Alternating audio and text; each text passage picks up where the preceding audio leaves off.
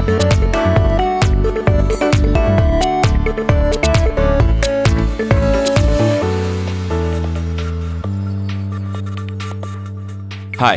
welcome to the South Carolina Skinny, brought to you by the South Carolina Association of Realtors. We're going to dig into the most recent numbers from our statewide housing market.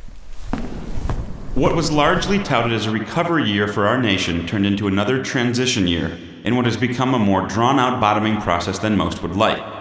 That said, falling supply and rising demand suggest improving fundamentals, which should set the stage for calmer seas ahead. Let's face facts, there is no way to know for sure what the future holds, but a few important patterns emerged during the year that should establish a new scene in 2012. In most communities, the path of least resistance is higher prices and more permanent recovery. New listings declined significantly, down 14.7% since 2010. At 96,807 newly listed homes, they're at their lowest level since 2005. This includes bank-owned and lender-mediated properties. Purchase demand continued to stabilize. Closed sales were down a slight 1.7% from 2010 to 46,762 for the year. Stabilization is a good thing, since housing recovery won't occur without consumer participation. Even more noteworthy is the fact that housing demand stabilized organically, without any divine intervention or government incentives. Home buyers were fairly active last year. Sellers, not so much.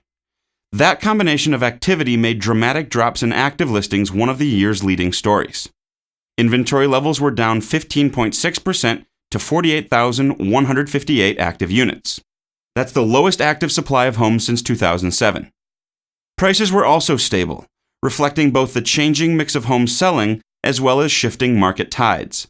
The median sales price was off only 1% to $148,500.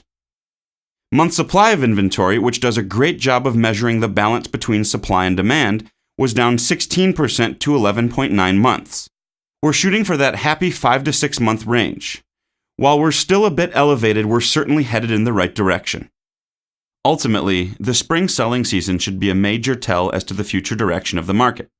Higher, increase, positive, improvement. These are words we hope to use more of in 2012. While the fundamentals are better, the foreclosure situation and some political unknowns still remain wildcards. Speaking of, hindsight indicates that Washington tried to catch a falling knife. The tax credits temporarily reversed the natural ebb and flow of the market, causing forecasters to prematurely declare bottom. Moving forward, a comprehensive housing policy framework is still necessary to guide sustained recovery. That's the South Carolina Skinny for this year. Check back next year for the latest.